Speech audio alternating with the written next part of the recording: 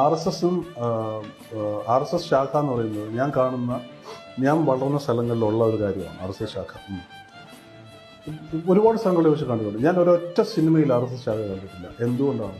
R S S ഈ സൊസൈറ്റിയുടെ പാർട്ടല്ല എന്നുള്ള, അല്ലെങ്കിൽ ഈ പറഞ്ഞ പോലെ you have to cater to a certain think tank to make a film. I won't do that.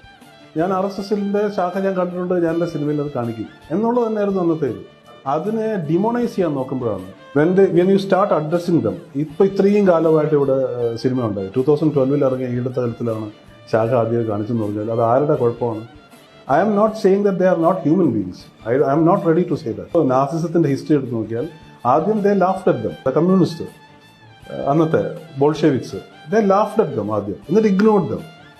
Then they started rising. ഇതൊക്കെ അവർക്ക് ഫ്യൂവലാണ്.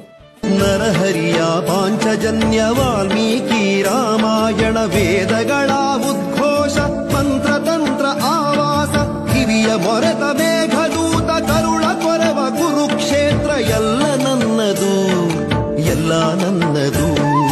ದೇಶ ದೇಶ ದೇಶ ದೇಶ ದೇಶ ನನ್ನದು ಸಿಂಧು ಕಣಿವೆ ಕೈಲಾಸ ಗಿರಿಯು ನನ್ನದು ದೇಶ ದೇಶ ದೇಶ ದೇಶ ದೇಶ ನನ್ನದು.